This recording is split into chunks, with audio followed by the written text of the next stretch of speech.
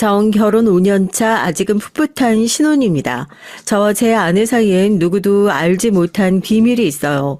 제 아내는 평범해 보이지만 사실 아주 특별한 면모가 있는 사람입니다. 그 비밀이 밝혀지게 된 건 제가 회사 생활을 하는 동안 겪은 충격적인 사건 때문이었죠. 정말 분노가 머리 끝까지 치미는 일이었지만 그래도 결론은 후련한 얘기가 될 테니 지금부터 최대한 자세히 들려드릴게요. 전 어릴 때부터 불의를 보면 참지 못하는 성격이었어요. 그래서 윗사람들에게 자주 미움을 사곤 했죠. 대학 시절 동아리 활동을 할 때였습니다.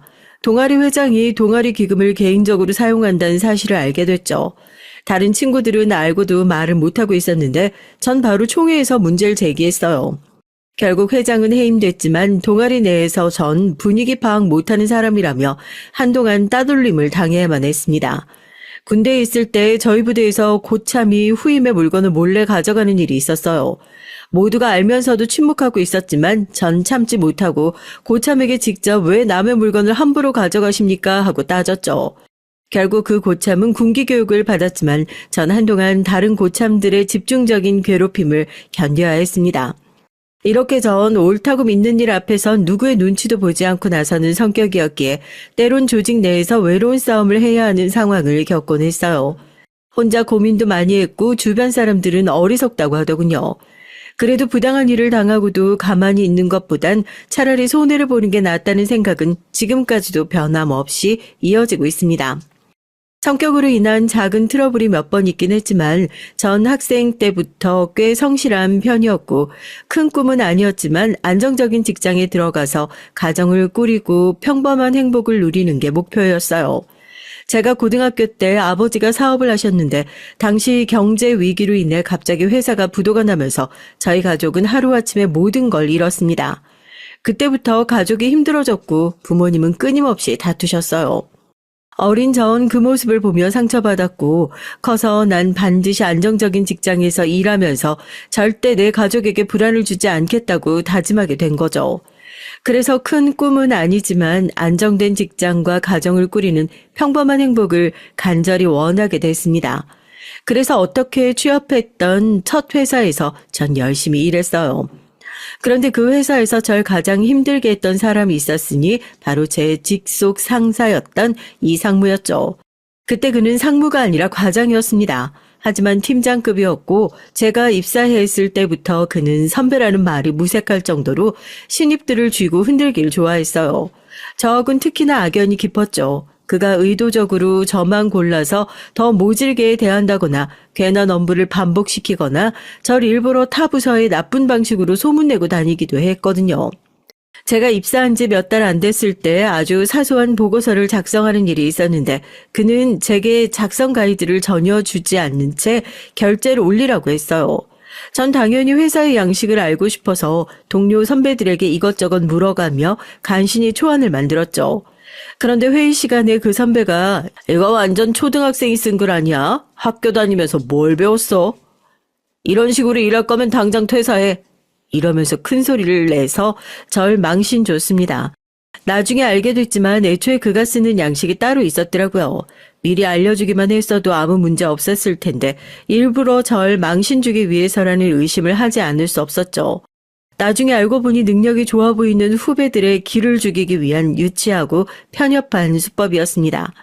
이 과장과의 사이가 틀어지게 된 계기인 또 하나 있었어요. 이 과장은 평소에도 술만 들어가면 젊은 여직원들에게 은근슬쩍 접근하며 불쾌한 농담을 건네거나 술잔을 억지로 권하며 과한 스킨십을 시도하는 등 불쾌한 행동을 자주 했거든요. 특히 제가 입사한 지 얼마 안 됐을 때 부서 전체가 모인 자리에서 술자리가 길어지자 이 과장은 옆자리에 앉은 신입 여직원에게 노골적으로 추근대기 시작했습니다. 김대리, 얼굴 빨개진 게 참 귀엽네. 내가 한 잔 따라줄 테니까 한번 원샷 해볼래? 라면서 팔을 슬쩍 그녀의 어깨에 올리더라고요. 순간 전 이 과장의 행동을 보자마자 도저히 참을 수가 없어서 자연스럽게 자리에서 일어나 빈잔을 들고 이 과장 앞으로 다가갔죠. 과장님, 제 잔 비었는데 술 한 잔 더 받아도 되겠습니까? 오늘 제가 과장님과 끝까지 한번 달려볼까 합니다. 제 말에 이 과장은 표정이 순간 굳어졌죠. 그는 저를 째려보며 은근한 짜증 섞인 목소리로 말했어요. 제 대리 눈치가 없어? 내가 지금 얘기 중인 거 안 보여? 하지만 전 모른 척하고 더 큰 소리로 분위기를 띄웠죠. 에이, 과장님 술 한 잔 더 하려고 여기 왔는데 거절하시면 서운합니다. 다들 과장님과 술 마시고 싶어 하잖아요. 제 목소리가 커지자 주변 동료들도 하나둘씩 관심을 보이며 호응하기 시작했고 분위기가 갑자기 저에게 집중되자 이 과장은 당황한 듯 헛기침을 하며 어쩔 수 없이 저와 술잔을 부딪혔어요. 이런 식으로 전 일부러 그가 술자리에서 여성 직원들에게 접근하려 할 때마다 끼어들어 분위기를 자연스럽게 흐트러뜨리곤 했죠. 물론 이 과정은 제 행동을 몹시 불쾌하게 여기면서 뒤로는 저를 향해 은근한 협박과 압박을 가하기도 했습니다. 한 번은 회식 날 절 따로 불러서 차갑게 경고하기도 했죠. 쟤들이 그렇게까지 분위기 파악 못하는 사람이었나? 내가 어제 직원들이랑 얘기하는데 자꾸만 끼어들더라고. 일부러 그러는 건가? 앞으로 적당히 해. 알았어? 전 그런 그의 경고에도 죄송합니다 과장님. 제가 술이 좀 약해서 분위기 맞추려고 그런 거였는데 앞으로는 조심할게요 라고 능청스럽게 대답했지만 속으론 앞으로도 절대 네 뜻대로 하게 두지 않겠다는 결심을 더 굳게 다졌죠. 이런 일이 몇 번 더 반복되면서 이 과장은 제가 본인의 계획을 번번이 방해한다고 생각했는지 절 더욱 미워하게 됐어요. 그때부터 우린 앙숙관계가 됐다고 해도 과언이 아닙니다. 제가 업무적으로 유능한 편은 아니었지만 그래도 성실한 태도로 업무를 배워나갔고 나름대로 회사에서도 성격이 좋다며 꽤나 평판이 좋았거든요. 그런데 이 과장은 이런 제가 안 입고 보였나 봐요. 그저 진급에 걸림돌이 될 만한 인재를 미리 짓밟아두려 했던 건지 아니면 제가 마음에 안 드는 부분이 많아서였던 건지 그 이유는 여러 가지였겠죠. 저 역시 그 사람과 맞는 부분은 단 한 군데도 없었으니까요. 다만 분명한 건 그가 계속해서 저에게 일 못하는 놈이라는 이미지를 덮어씌우고 괴롭혔던 점입니다. 그뿐만이 아니라 그는 회사 내에서 진급 욕심이 많은 사람이었어요. 자신의 상사에겐 아부를 떨고 아래 직원들에겐 항상 군림하려 들었죠. 좋은 성과가 있으면 자기 공으로 돌리고 누군가 실수를 하면 본인 책임이 조금이라도 있더라도 전부 부하 직원 탓으로 몰아갔습니다. 그 결과로 주변은 온통 모기 같은 별명이 따라다녔어요. 같이 해놓고 성과 앞에선 혼자 한 것처럼 뒤통수를 친다거나 신입들의 능력을 쪽쪽 빨아먹는다 해서 지어진 별명이었죠. 저도 그중 하나였고요. 매번 골탕을 먹었습니다. 제가 입사한 지 얼마 안 됐을 때 제 능력을 인정받을 수 있는 중요한 프로젝트를 맡게 됐어요. 나름대로 철저히 준비하고 열심히 일한 끝에 좋은 결과를 얻었고 팀 내에서도 인정받기 시작했죠. 그런데 성과 보고를 하던 날 갑자기 이 과장이 제 자료를 미리 가져가 마치 자기가 혼자 해낸 것처럼 발표를 해버린 겁니다. 제 성격상 도저히 참을 수 없었어요. 그리고 회의 도중 손을 들고 과장님 그 자료는 제가 준비한 건데요 라고 정면으로 맞섰습니다. 순간 회의장은 싸늘하게 얼어붙었고 이 과장은 얼굴이 붉어지며 지금 무슨 말을 하는 거야 신입이 뭘 한다고 나서 이러면서 화를 냈어요. 전 그래도 물러서지 않고 제가 그 자료를 만들었음을 증명할 수 있는 이메일과 파일 기록들을 제시했죠. 결국 다른 선배들도 제가 맞다고 인정했고 이 과장은 체면이 크게 구겨졌습니다. 하지만 그날 이후부터 그는 저를 더욱 미워했고 절 더욱 집요하게 괴롭히기 시작했어요. 지금 생각하면 그때부터 본격적으로 제가 그의 눈엣 가시가 됐던 것 같습니다. 하루 종일 매일같이 저를 싫어하고 괴롭히는 사람과 함께 있어야 하는 시간이 얼마나 괴로웠던지 미움받을 용기라는 말도 있지만 그때 당시 전 어리기도 했고 상사의 일방적이고 집요한 괴롭히면 어떻게 대처해야 할지 모르겠더군요. 그리고 결정적으로 제가 회사를 떠나게 된 사건이 있었습니다. 어느 날 제가 맡았던 프로젝트에서 인사평가 자료를 정리하는 일을 하던 중이었는데 회사에 민감한 인사정보가 담긴 문서를 제가 잘못 취급했다고 누명을 썼어요. 사실 이 과장이 본인 부주의로 파일을 외부에 공유했는데 증거 자료를 은폐해버리고 제게 뒤집어 씌운 겁니다. 당시 전 신입이다 보니 마땅히 항변할 근거도 없었고 이 과장이 워낙 회사의 실세라 지켜줄 만한 선배도 없었습니다. 결국 제가 회사에 엄청난 피해를 입힌 범인처럼 돼버렸고 곧바로 인사팀으로부터 경고 조치를 받았어요. 억울했지만 이미 손 쓸 새도 없이 벌어진 상황이라 반론할 길이 없었어요. 의도치 않게 내부 문서를 유출한 사람이 되어버린 거죠. 충격과 분노를 느낀 전 더 이상 버티지 못하고 회사를 관두기로 마음먹었습니다. 사회생활 1년 차에 처음 맛보는 배신감이었죠. 물론 주변에선 말렸어요. 하지만 이미 많이 지쳐있던 전 남아봤자 계속 이 과장의 타깃이 될 거란 생각을 하니 도저히 버틸 자신이 없었습니다. 그렇게 전 퇴사했고 이후론 그 사람과는 다시 마주칠 일이 없을 거라 생각했어요. 시간이 지나고 전 새로운 회사로 이직했습니다. 상대적으로 사내 문화가 자유롭고 수평적이고 실적보단 팀워크를 중시하는 곳이었는데 정말 천국 같았어요. 옛날 상사에게 시달리던 악몽 같은 기억을 떠올리면 이 회사는 그저 감사할 따름이었죠. 성실히 일하다 보니 평가도 좋았고 승진 속도도 제법 빨라서 회사에 꼭 필요한 사람이 됐어요. 하지만 저도 모르게 이 과장에게 받은 상처가 생각보다 컸던 것 같습니다. 저에게 잘 대해주는 사람이 있더라도 자꾸만 언제 또 뒤통수를 칠지 몰라 하는 의심이 들더라고요. 사람에 대해 불신이 생겼고 예전과 다르게 사람과 거리를 두게 됐습니다. 그러다 제가 어느 날 운명처럼 만나게 된 여자로 인해 마음을 치유하게 됐어요. 바로 전 여자친구, 현재의 제 아내였죠. 저희가 처음 만난 건 봉사활동 모임이었습니다. 전 회사 바깥에서 여러 가지 새로운 경험을 하고 싶어서 봉사 모임에 나갔고 거기서 우연히 같은 회사에 다니는 아내를 알게 됐죠. 처음엔 어머 대리님 여기서 보네요. 안녕하세요 라고 싹싹하고 밝은 목소리로 인사를 건네는 그녀를 보고 참 밝고 명랑한 사람이라고 생각했습니다. 그렇게 몇 번의 모임을 거치면서 자연스럽게 연락하게 되고 데이트도 하게 됐어요. 아내는 햇살처럼 밝은 사람이었고 배려심도 많았습니다.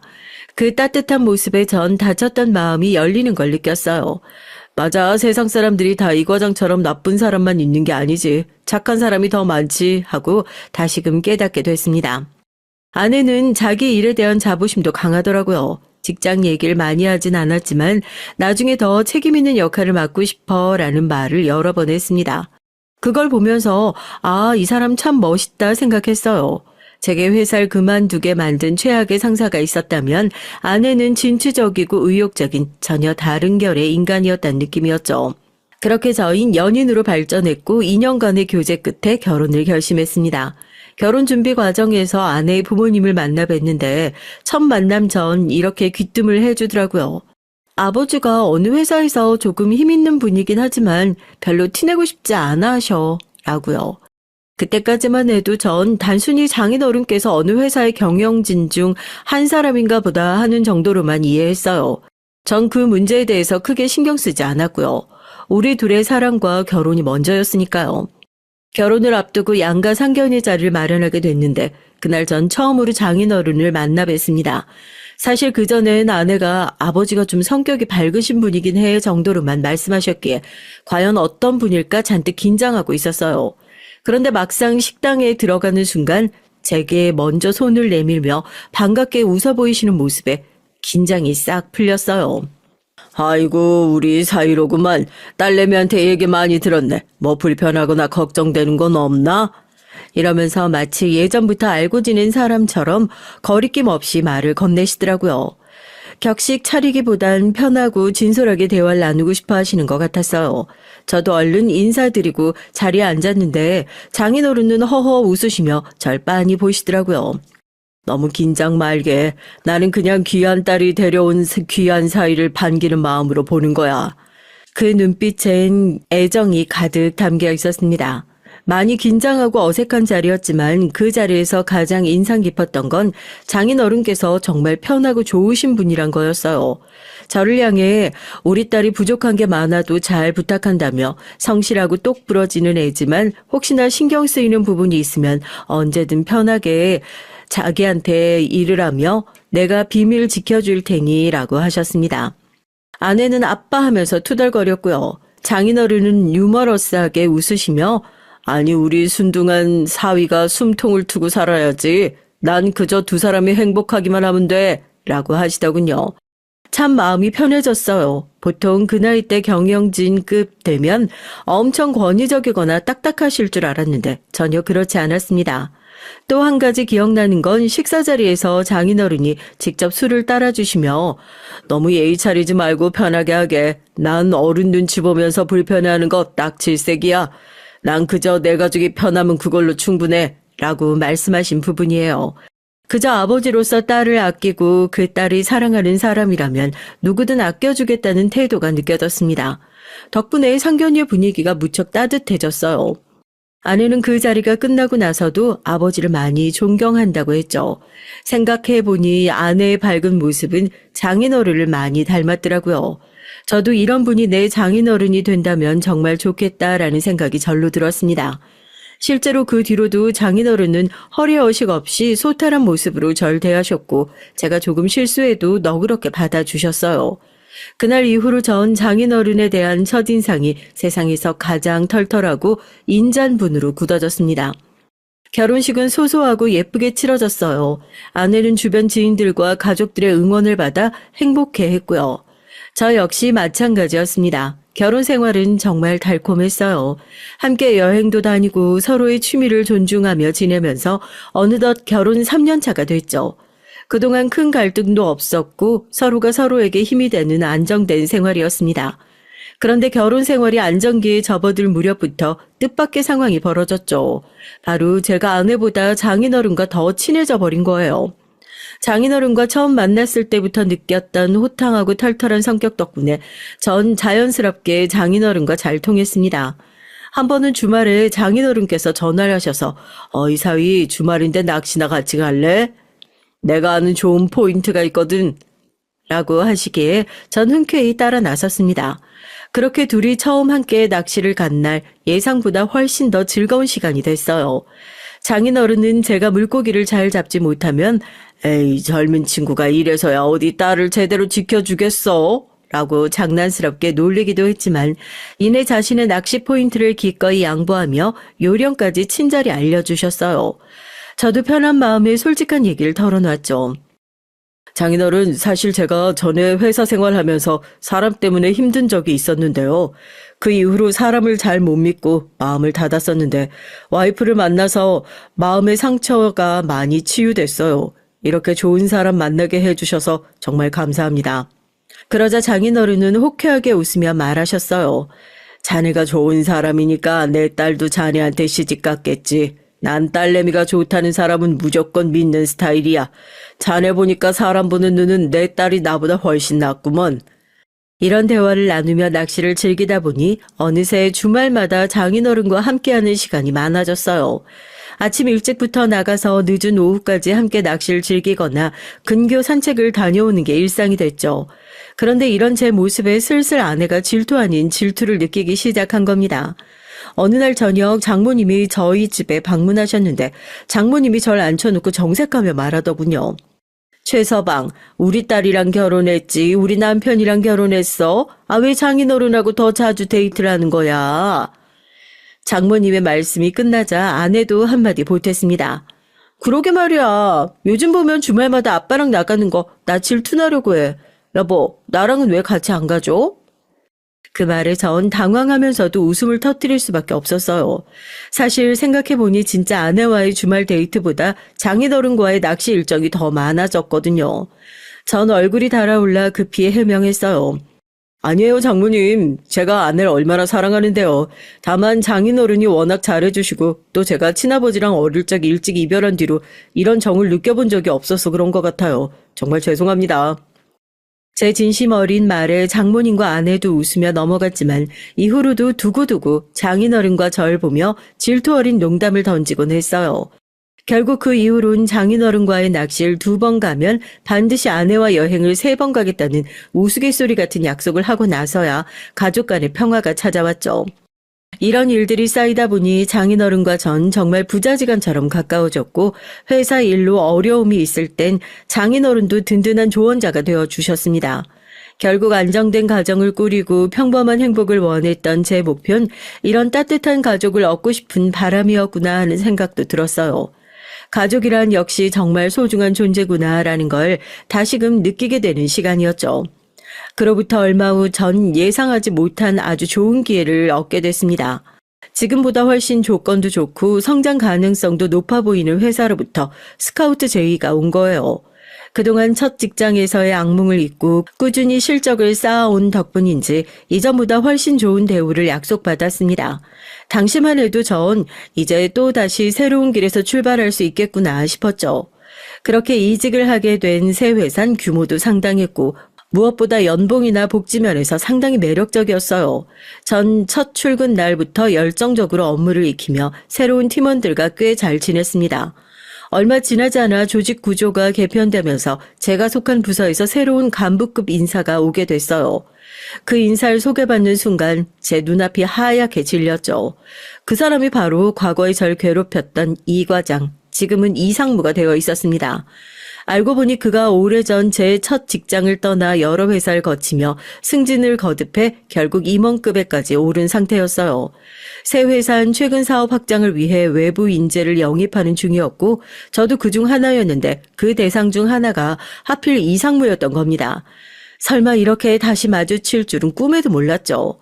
하지만 이미 정해진 인사를 제가 마음대로 뒤집을 수도 없었고 저도 이직한 지 얼마 안 된 상태라 마땅히 항의할 입장이 아니었어요. 결국 우린 한 부서, 더 정확히 말하면 이상무가 윗선에서 지휘하는 체제가 되고 말았습니다. 처음엔 이상무가 오랜만에 만난 절 보고 마치 정말 반가운 사람을 만난 듯이 과하게 친근하게 굴었어요. 첫 출근한 날이었죠. 아직 사무실 분위기도 낯설고 긴장한 상태였는데 갑자기 이상무가 다가오며 어깨동무하면서 이렇게 말하더라고요. 아이고 이게 누구야? 이렇게 만나니 정말 반갑네. 전에 회사에서 우리가 좀 오해도 있고 그래서 마음고생 많이 했지? 다 옛날 일인데 아직 마음에 담아두고 있는 건 아니겠지? 자자 여기선 새롭게 시작하자고. 전 그가 웃으며 친한 척하는 모습에 순간 당황스러웠지만 일단 사회생활을 해야 했기에 어색하게 웃으며 인사를 건넸습니다. 그런데 그가 이어서 조용히 제 귀에 대고 하는 말은 더욱 황당했죠. 최 과장, 내가 지금까지 살아남은 노하우 하나 알려줄게. 회사 생활에서 가장 중요한 게 뭔지 알아? 능력? 성실? 다 좋아. 근데 뭐니 해도 줄 잘 서는 거야. 내 밑에서 잘만 따라준다면 최 과장도 이 회사에서 꽃길만 걷게 해줄 수 있어. 이 말이 제 귀엔 내 말 듣고 내 편이 되지 않으면 앞으로 또 괴롭힘 당할 거다라는 무언의 협박으로 들렸어요. 물론 표정은 여전히 친절한 미소였죠. 하지만 예전의 경험상 그 웃음 뒤에 감춰진 본심은 전 너무나 잘 알고 있었습니다. 그 후로도 그는 꾸준히 저에게 접근했어요. 점심시간이면 따로 불러내서 비싼 음식을 사주면서 이거 먹고 힘내서 앞으로 잘 좀 해봐. 나도 최 과장이 잘 되는 거 보고 싶어 그래. 라는 식으로 압박을 했고 가끔 절 불러내 은근히 다른 직원들의 험담을 하며 최 과장은 믿을만 하니까 내가 이런 얘기 하는 거야. 우리 회사는 못 믿을 사람이 많거든. 하면서 제 편을 드는 척 절 자기 쪽으로 끌어들이려 했죠. 하지만 전 절대로 넘어가지 않았습니다. 예전과 같은 실수를 반복하지 않겠다고 다짐했기 때문이에요. 그저 적당히 거리를 두고 그의 친절한 척하는 말들을 무덤덤하게 넘겼습니다. 그러자 얼마 지나지 않아 이상무의 본성이 다시 나타났고 그는 예전처럼 절 철저히 고립시키기 위해 교묘한 이간질과 정치질을 시작했어요. 시간이 지나면서 그는 예전과 똑같은 수법으로 절 괴롭히기 시작했습니다. 표면적으로는 이 최 과장 요즘 얼굴 좋네 라고 웃으면서 인사를 건넸지만 뒤에서는 제 업무 자료를 슬쩍 빼돌려 윗선에 독점 보고를 하거나 제 성과를 자기 공으로 포장하는 식으로 교묘하게 움직였죠. 그러다 보니 저는 또다시 이유 모를 견제를 받게 됐습니다. 이전 회사에서처럼 결정적 순간마다 제가 책임져야 할 일들이 잇따라 터졌고 이상무는 최 과장 예전 회사에서도 그러더니 또 그러네. 아직 그 버릇 못 고쳤어? 라며 은근히 옛날 얘기를 들추며 절 무능한 사람처럼 몰아갔어요. 그리고 자신의 편인 부하 직원들에겐 은근한 특혜를 주는 바람에 전 팀 내 정치 싸움에 완전히 고립된 기분이었습니다. 더 큰 문제는 이상무가 이미 높은 지위를 갖고 있었고 회장이나 다른 임원들에게도 빠르게 줄을 대며 회사 내 입지를 강화하고 있었다는 점이에요. 한편으로 전 일만 열심히 하면 된다고 생각했는데 이상무의 노골적인 정치질 탓에 업무 평가에서도 점점 불리한 위치에 놓이게 됐죠. 어떤 프로젝트에서 성공을 거둬도 그 공은 전부 이상무나 그 부하 직원들에게 돌아갔고 문제가 생기면 반드시 제 탓으로 기결되는 시기였습니다. 그렇게 시간이 흐르자 전 심각하게 고민하게 됐어요. 여기서 또 퇴사해야 하나라는 생각도 들었지만 제게 큰 기회를 준 회사고 연봉이나 복진 좋아서 쉽사리 결단을 내리긴 어려웠어요. 무엇보다 억울했죠. 왜 나는 이상무라는 사람에게서 벗어나지 못하는 걸까? 내 잘못도 아닌데 계속해서 피해를 봐야 하는 걸까 하는 울분이 쌓였습니다. 이상무가 이전 회사에서부터 해오던 그의 나쁜 버릇들은 새 회사에서도 여전히 고쳐지지 않았어요. 특히 회식 자리는 여전히 문제였죠. 제가 이직한 지 몇 달 안 됐을 때 저희 부서에서 큰 프로젝트를 성공적으로 마무리하면서 회식을 크게 했어요. 모두가 기분 좋게 술을 마시고 있었는데 역시나 이상문 술 기운이 돌자 옆 테이블에 앉아있던 여성 직원들에게 접근하기 시작했습니다. 그는 평소엔 엄격하고 딱딱한 이미지였지만 술만 들어가면 전혀 다른 사람처럼 돌변했어요. 지나치게 친절하게 웃으면서 우리 이쁜 직원들 다들 너무 열심히 해서 상무가 한 잔씩 따라줘야겠다라며 다가갔죠. 분위기가 이상해진 걸 느낀 여성 직원들은 표정이 굳었지만 이상무는 전혀 개의치 않았습니다. 한 번은 회식 자리에서 신입사원 옆으로 가서 술을 강권하며 말을 걸기 시작했어요. 지연 씨 참 예쁘게 생겼단 말이야. 그런데 사회생활이 아직 서툴지? 이런 자리에서 상사랑 술 한 잔씩 해야 회사에서 잘 풀리는 거 알지? 한 잔 받아봐. 신입사원은 당황하며 제 잔을 거절했지만 이상무는 내가 따라주는 술 못 받아? 그럼 회사 생활 힘들 텐데 라며 노골적으로 압박했어요. 주변 사람들도 불쾌한 표정이었지만 그 자리에서 이상무에게 직접 항의할 수 있는 사람은 없었죠. 전 그 장면을 보고 순간적으로 예전 회사에서의 악몽이 떠올랐습니다. 도저히 지켜볼 수 없어 자리에서 일어나 이상무에게 술잔을 건넸어요. 상무님, 지연 씨가 오늘 몸이 안 좋다고 했는데 제가 대신 한 잔 올리겠습니다. 이상무는 절 차갑게 바라보며 말을 받아쳤어요. 최 과장, 지금 뭐 하는 거야? 내가 지연 씨랑 술 한잔 하는 게 뭐가 문제야? 저는 웃으며 최대한 자연스럽게 답했죠. 문제라기보다도 지연 씨가 오늘 컨디션이 안 좋아서요. 상무님이 이렇게 이해해 주시면 다른 분들도 좋아하실 것 같아요. 순간 주변에 있던 다른 동료들이 맞아요, 최 과장님 말씀처럼 편하게 하시죠 하며 분위기를 풀었습니다. 결국 이상문 제 눈치를 보며 멋쩍게 자리로 돌아갈 수밖에 없었어요. 그날 이후로도 이상문은 회식 자리마다 여자 직원들 근처를 맴돌며 수작을 부렸고 전 매번 은근히 막아서면서 그의 행동을 제지했어요. 그럴 때마다 그는 불만을 노골적으로 드러냈죠. 한 번은 저를 따로 불러서 경고하듯 말하기도 했습니다. 최 과장, 내가 예적을 생각해서 좀 봐주니까 선을 자꾸 넘는 것 같은데 내 일에 방해 좀 하지 마. 알겠어? 전 그런 그의 협박에도 단호히 대답했습니다. 상무님, 전 그냥 부서 사람들이 다 같이 편하게 어울렸으면 하는 마음뿐입니다. 앞으로도 그렇게 할 생각이고요. 그러자 이상무가 어이없다는 듯이 웃더군요. 최 과장은 예나 지금이나 융통성도 없고 상사 미움받을 짓만 골라 하는 건 변함이 없네 하면서요. 이런 일들이 쌓이면서 이상무는 본격적으로 절 타겟 삼아 업무적으로 괴롭히기 시작했고 결국 저 역시 폭발할 지경에까지 이르게 됐던 겁니다. 어느 날 회사 전체에서 연간 목표를 초과 달성했다며 연말 회식 자리를 마련했어요. 고급스러운 뷔페를 통째로 빌려서 회사 임원진들과 사원들의 가족들까지 참석한 상당히 거국적인 자리였죠. 저 역시 아내에게 얘기했는데 그날 야근이어서 늦게라도 합류하겠다고 한 상황이었습니다. 아니나 다를까 이상문 건배사까지 하면서 마치 자신이 다 이루어낸 성과인 양 으스대고 있었어요. 이상문은 잔을 높이 들고 여유 있는 미소를 지으며 건배사를 시작했습니다. 자, 여러분, 이번 프로젝트는 한편의 오케스트라 연주와 같았습니다. 물론 여러분 모두 훌륭한 연주자였지만 아름다운 연주도 결국 지휘자의 손끝에서 완성된 법이죠. 제가 이 팀의 지휘자 역할을 잘한 덕분에 모두가 멋진 하모니를 만들어낸 거 아닐까요? 자, 우리 앞으로도 제가 지휘봉을 들면 아름다운 음악을 함께 만들어 봅시다. 우리 멋진 하모니를 위해 건배! 이상훈은 여유로운 미소를 지으며 잔을 부딪혔지만 전 속으로 자기가 저지른 불협화음을 모르고 하며 씁쓸하게 술잔을 들었죠. 이상무의 말을 듣는 직원들은 어색하게 웃음을 지었고 저 역시 마지못해 술을 조금씩 마시며 분위기를 맞추고 있었어요.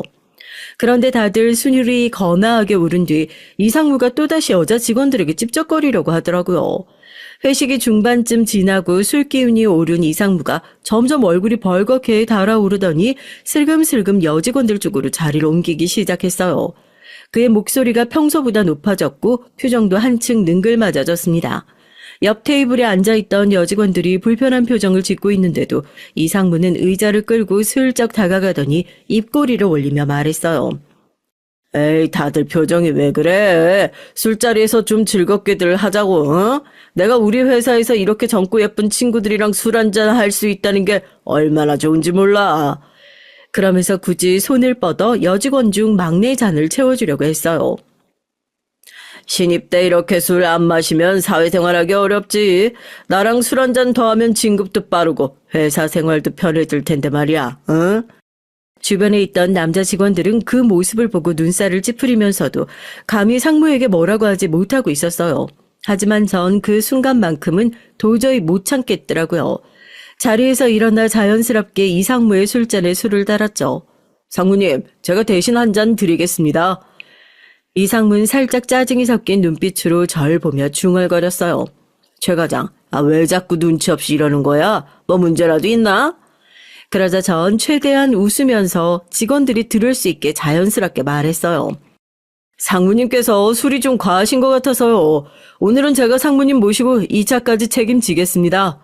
주변 직원들이 제 말을 듣고 자연스럽게 웃으며 호응해주자 이상무는 기분이 많이 상한 모양이었습니다. 최 과장도 이제 정신 좀 차려야지. 그래도 전 회사보단 여기가 훨씬 낫잖아? 전 회사에서 있었던 일 잊은 건 아니지? 그러면서 갑자기 절 공격하기 시작했어요. 전 울컥했지만 다른 직원들도 보는 앞에서 괜히 소란을 일으키기 싫어서 참았습니다. 그리고 얼마 지나지 않아 아내가 식당에 도착했어요. 아내는 제가 있는 자리에 조용히 앉았고 저희 부서 사람들과 간단히 인사를 나눴죠. 그런데 문제는 그 다음이었습니다. 이상무가 아내를 슬쩍 쳐다보더니 술김에 대놓고 수작을 부리기 시작한 거예요. 최 과장 부인이 굉장히 미인이시네. 이런 미인을 이제까지 숨기고 있었어? 근데 최 과장보단 내가 좀 더 잘 챙겨드릴 수 있을 것 같은데. 라며 노골적으로 말이죠. 아내는 당황한 기색이었고 저 역시 분노가 치솟아 자리에서 일어날 뻔했습니다. 하지만 아내가 제 팔을 잡으며 말리더군요. 괜히 자기 때문에 제가 더 피해를 볼까 봐 그랬겠죠. 전 간신히 분노를 억누르고 최대한 이상무와 떨어진 자리로 가서 앉았습니다. 회식 자리가 끝날 무렵 아내가 잠시 화장실을 간다면서 일어났어요. 저도 조금 취해서 술을 깨려고 노력하고 있는데 다른 테이블을 보니 이상무가 보이지 않더라고요. 어쩐지 예감이 좋지 않아서 아내를 마중하러 화장실로 가는 복도로 나갔습니다. 그런데 거기에 이상무가 아내 쪽으로 바짝 붙어 있더라고요. 그리고 정말 다시 생각하기도 싫은 더러운 말을 짓거리고 있었습니다. 내가 임원이잖아. 나랑 잘 지내면 남편이 회사 생활하기 훨씬 편해질 텐데. 어때? 내 애인해주면 내가 바로 남편 승진시켜줄게. 그 장면을 목격한 제가 어떻게 가만히 있을 수 있었겠어요. 전 그대로 이상무에게 달려들어 주먹을 날렸습니다. 이상무는 제가 있는 힘껏 날린 주먹에 얼굴을 맞고 거의 몇 걸음 정도 날아가다시피 하며 쓰러졌죠. 전 거의 이성을 잃고 이상무를 깔아뭉갠 상태에서 몇 번 더 주먹을 날렸어요. 이상무의 코에서 피가 흐르더군요. 갑작스럽게 벌어진 큰 소란에 회식을 하던 직원들과 임원들까지 모두 뛰쳐나왔습니다.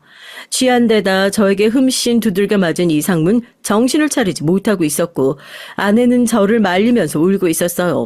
한 임원분께서 이게 지금 뭐 하는 겁니까? 하고 엄하게 화를 내셨죠. 그러자 아내가 울면서 자초지종을 임원분께 말씀드렸어요. 저분이 저에게 애인해주면 남편 승진시켜주겠다고. 이 얘기를 들은 임원분께선 기가 막혀 하시면서 이상무에게 소리쳤어요. 이상무, 이 회사 회장님 딸이 저분이야. 몰랐어?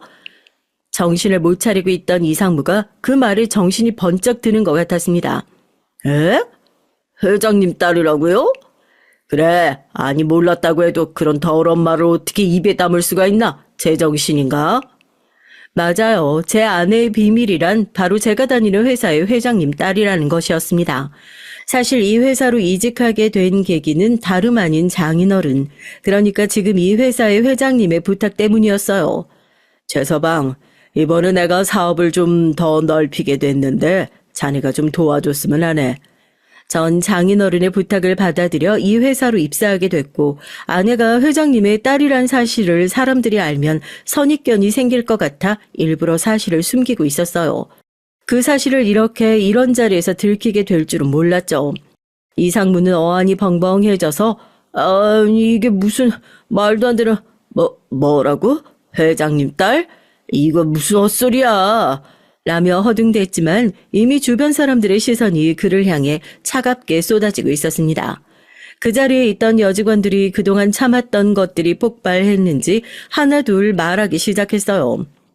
이상무님, 임원이면 다예요? 맨날 여직원들 괴롭히는 것도 모자라서 이제 사모님한테까지 추근데요. 이러면서 폭로해버렸죠. 그 말을 듣자 이상무는 갑자기 태도를 바꾸며 이거 다 장난이었어. 내가 좀 과음했나 보네. 정말 미안합니다. 아유, 회장님 따님이실 줄 꿈에도 몰랐죠. 이렇게 구차하게 변명을 했어요. 하지만 이미 분위기는 완전히 싸늘하게 얼어붙었고 다른 임원분들과 동료들은 하나둘씩 자리를 박차고 나가버렸습니다. 아내는 눈물을 닦고 당당하게 말했어요. 이상무님, 제가 가만히 있으면 앞으로 더 많은 피해자가 생길 것 같네요. 아버지 회사는 그런 방식으로 성장해온 곳이 아니에요. 아버지께 직접 말씀드릴 테니까 그렇게 아세요. 이 말을 듣자마자 이상무는 완전히 주저앉았습니다. 그날 밤 집에 돌아오면서 전 아내의 손을 꼭 잡았죠. 미안해, 당신이 그런 일 당하게 해서. 그러자 아내는 아니야, 당신 탓 아니야. 이상무 같은 악질 그대로 두면 아버지 회사 전체가 망가질 것 같았어. 나 말고도 분명히 당했을 다른 직원들도 있을 거고. 이러면서 담담히 말했어요. 그리고 제게 오히려 고마워. 당신이 날 지키려고 그 사람에게 주먹 날릴 때 너무 멋있더라. 내 편이 돼줘서 기뻤어. 라며 살며시 미소를 지어주더군요. 아내의 미소에 제가 지금까지 불의를 참지 못해서 불이익을 얻었던 날들, 서러움과 억울함을 풀 길 없어 늘 고민했던 모든 것들이 한 방에 날아가는 느낌이었습니다. 전 아내를 꼭 안아주었고 그 어느 때보다 행복했어요. 다음날 아내가 장인어른에게 전화를 걸어 이상무에 대한 일을 모두 털어놨습니다. 장인어른은 평소 성격이 털털하시고 유머러스한 분이었지만 불의나 부당한 일에 대해선 단호한 분이셨어요. 그날도 아내가 전화를 끊은 지 얼마 지나지 않아 제게 직접 연락이 왔습니다. 최서방, 일단 내가 좀 알아보고 처리할 테니까 걱정 말고 기다리게. 장인어른의 목소리는 평소와 전혀 다르게 낮고 엄중했죠. 평소엔 낚싯대를 손에 쥐고 사람 좋은 미소를 짓던 모습과는 완전히 달랐습니다. 그리고 그로부터 이틀 뒤 회사에 장인어른이 직접 방문하셨어요. 갑작스러운 회장님의 등장에 직원들이 모두 긴장하며 인사를 올렸고 저 역시 어리둥절한 표정으로 서 있었죠. 장인어른은 직원들이 보는 앞에서 곧장 이상무가 있는 임원실로 들어갔습니다.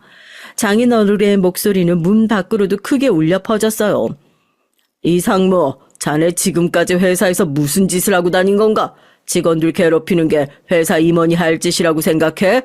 회사 얼굴에 먹칠을 해도 유분수지. 자네 도대체 뭐하는 사람인가? 이상무는 당황한 듯 말을 더듬었지만 장인어른은 냉정한 목소리로 말을 이어갔어요. 자네가 직원들 괴롭히는 일은 이번이 처음이 아니더구만. 내가 그동안 보고를 몇 개 받아봤는데 하나같이 권력을 이용해 직원들에게 부적절한 행동을 했다는 내용이더군. 자네 도대체 언제까지 그런 구시대적이고 비열한 짓을 계속할 생각인가? 더군다나 권력을 이용해서 여직원들에게 게다가 내 딸에게까지 손을 댈 생각을 했다는 게 난 도저히 용납할 수가 없어. 이상무가 급히 변명하려 했지만 장인어른은 그 말을 단호하게 잘라버렸죠. 변명은 됐네. 지금 당장 인사팀과 감사팀 불러서 자네에 대한 징계위원회를 열 거야. 지금부터 자넨 이 회사 임원이 아니라 그저 조사 대상이야. 지금까지 자네가 했던 행동 하나하나 다 철저히 파헤칠 거니까 각오 단단히 하게. 장인어른은 그날로 직접 특별조사위원회를 꾸려 이상무에 대한 철저한 조사에 착수했어요. 그 과정에서 그의 여러 가지 부적절한 행동과 업무상 비리까지 속속 밝혀졌죠. 장인어른은 며칠 후 다시 저를 조용히 불러 말했습니다.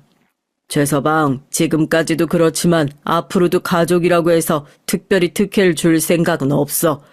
다만 자네가 얼마나 힘들었을지 생각하니 가슴이 아프네. 이런 일 생기면 절대 혼자 참지 말고 바로 나한테 이 얘기를 해. 그날 전 장인어른의 진짜 모습을 본 것 같아요. 평소 낚시터에서 장난치며 편하게 농담하시던 분의 이면엔 불의와 부정한 행동에 맞설 때 누구보다 강하고 단호한 진정한 리더가 숨어 있었던 거죠. 전 그런 장인어른의 든든한 모습에 더욱 존경심을 느꼈어요. 결국 회사에서 이상무의 과거 비리와 부적절한 행위들이 낱낱이 드러났고 그는 임직원에서 해임된 것은 물론 회사에 막대한 손해를 끼친 책임까지 지게 됐습니다. 회사 내부 조사 결과 이상무가 여러 여직원들에게 비슷한 방식으로 조건을 들이댔다는 증언이 쏟아져 나왔어요. 때로는 승진이나 인사고과를 미끼로, 때로는 부서를 이동시켜주겠다는 식으로 말이죠. 회사는 성희롱 방지와 내부 비리 근절을 위해 대대적인 시스템을 정비했습니다. 몇몇 여직원들은 법적으로 이상무를 고소까지 했고요. 이상무가 쌓아온 그간의 업보가 한꺼번에 터진 셈이었습니다. 이상무가 개인적으로 책임져야 할 배상액이 너무 커지자 어느 날 그는 초췌한 모습으로 저를 찾아왔어요. 제가 퇴근하려던 찰나였죠. 회사 주차장에서 기다리던 그는 저를 보자마자 급히 달려오더니 갑자기 제 팔을 붙잡고 애원하기 시작했어요. 최 과장, 제발 나 좀 도와줘. 내가 이러려고 그런 게 아니었어. 내가 너무 미안하게 됐네.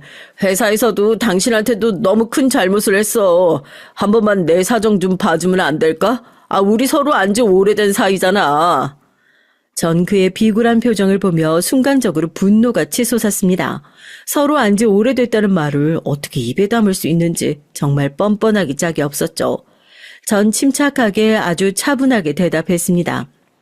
이제야 미안하다고요? 제가 그때 얼마나 억울했는지 아세요? 당신 때문에 전 첫 직장에서도 쫓겨났고 여기 와서도 계속 괴롭힘 당하고 매번 억울한 일로 누명 쓰면서 버텨왔습니다. 그때마다 당신은 나를 보며 웃고 있었고요. 근데 이제 와서 미안하다고요? 너무 늦은 거 아닙니까? 그러자 이상무는 다급한 듯 다시 저를 붙잡으며 무릎을 꿇기까지 했어요. 내가 그땐 정말 잘못했어. 진짜로 다시는 그런 짓 안 할게. 이번만 좀 내 편 들어줘. 내 인생 다 무너지게 생겼단 말이야. 저는 그의 말을 차분히 듣다가 한숨을 쉬고는 담담한 목소리로 대답했습니다. 상무님 인생이요? 상무님이 망가뜨린 사람들 인생은 생각 안 해봤어요? 당신 때문에 회사 떠나고 마음고생하고 인생 망치고 상처받은 사람들은요. 그 사람들 인생은 아무것도 아닙니까? 제 말을 듣자 이상무는 고개를 푹 숙이고 말을 잇지 못했습니다. 전 잠시 숨을 고르고 다시 한번 분명하게 말했어요. 상무님, 그동안 하신 행동들 이제 와서 빌고 용서를 구해봤자 소용없어요. 본인이 저지른 잘못은 본인이 끝까지 책임지세요. 저 더 할 말 없습니다. 이상무는 결국 허탈하게 웃으며 힘없이 자리에서 일어나더군요. 그렇게 그는 무거운 발걸음으로 돌아갔고 전 그동안 쌓였던 울분과 억울함을 털어내며 비로소 속이 후련해지는 느낌을 받았습니다. 진심인지는 알 수 없었으나 이렇게라도 그가 자신의 잘못을 인정하는 모습을 보니 마음이 조금은 가벼워졌어요. 이상무가 받은 대가는 너무나 당연한 결과라고 생각합니다. 제가 당했던 과거의 억울함도 이젠 어느 정도 해소가 됐고요. 세상 만사가 공정하지 않을 때가 많지만 그래도 정의가 살아있음을 이번에 다시 느꼈습니다.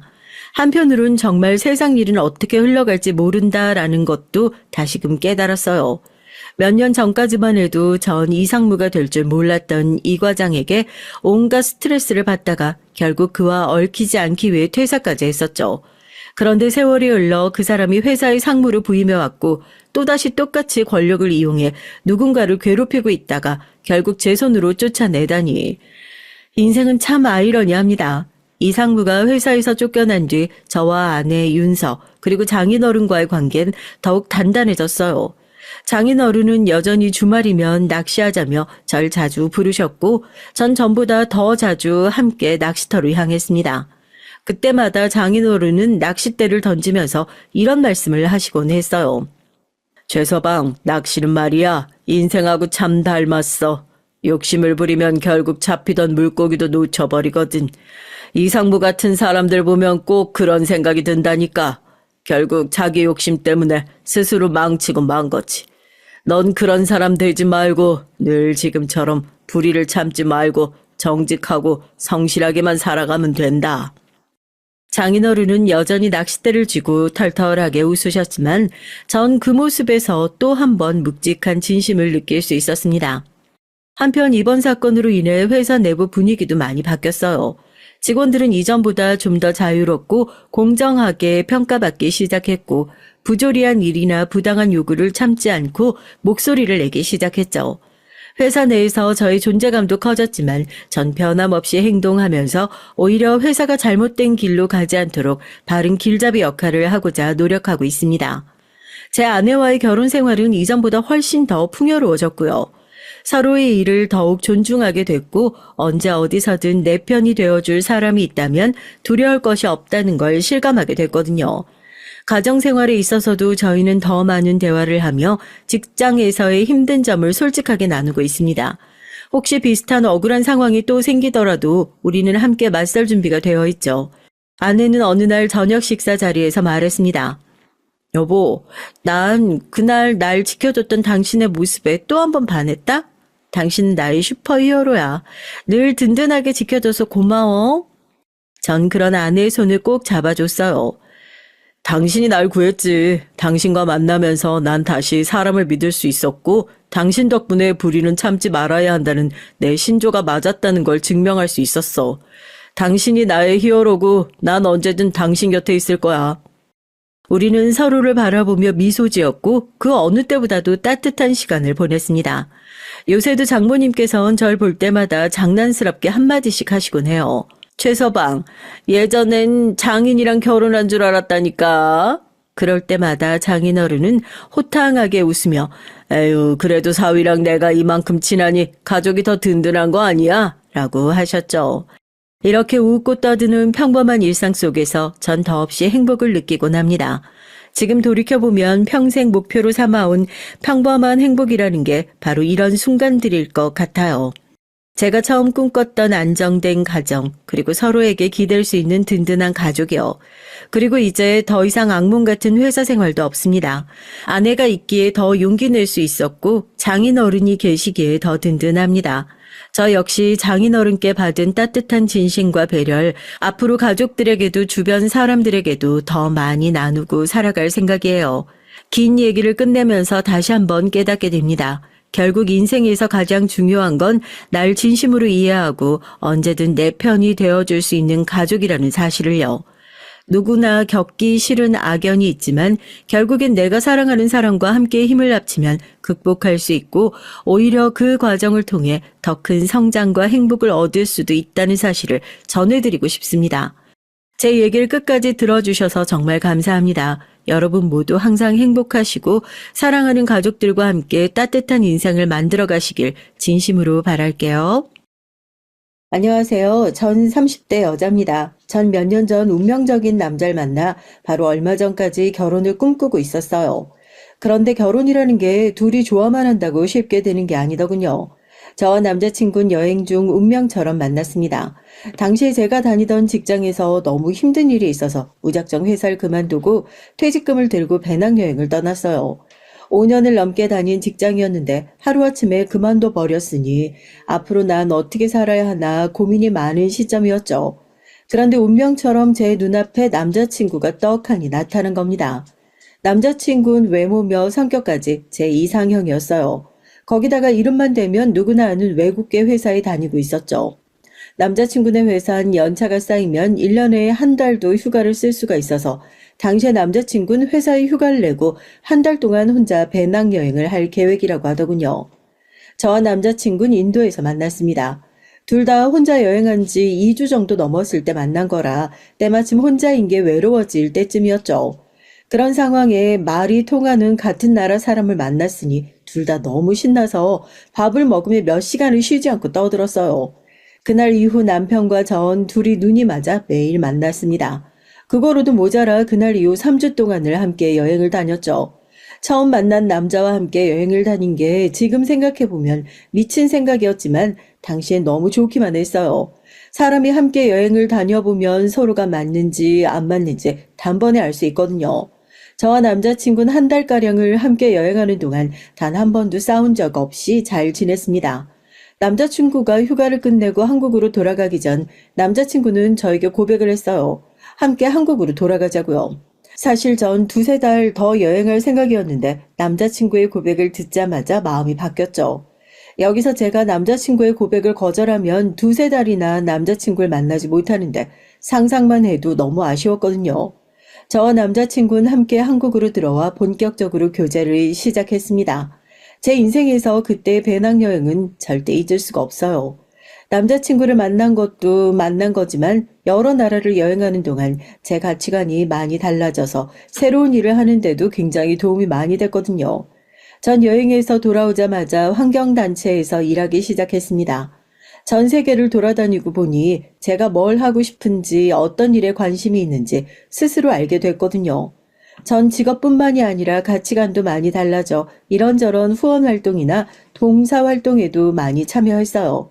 거기다가 동물 복제에도 관심이 생겨서 고기는 아예 먹지 않는 베지터리안이 되었죠. 몇 개월 사이에 제게 일어난 변화를 남자친구는 바로 곁에서 지켜보며 응원해주고 많이 도와줬습니다. 여행 이후 갑자기 변한 저에게 부모님도 친구들도 쉽사리 적응하지 못했지만 남자친구는 달랐어요. 저의 모든 면을 좋아해줬습니다. 그런 여행 이후 생각지도 못한 일이 저에게 생겼어요. 언제나 제 편이라고 생각했던 부모님과의 사이가 자꾸만 벌어졌어요. 저희 부모님은 제 또래 친구들의 부모님보다 연세가 많아요. 부모님 두 분 다 결혼을 늦게 하기도 했고 저도 늦게 생겨서 아버지께서 40이 넘어 절 낳으셨거든요. 그러다 보니 어릴 때부터 전 공주처럼 귀하디귀하게 자랐습니다. 부모님은 제가 하고 싶은 일이라면 뭐든지 다 해주셨고요. 한 번은 그런 적이 있어요. 제가 중학교에 입학했을 때쯤이었죠. 친구네 집에 놀러 갔는데 친구 방에 컴퓨터가 있더라고요.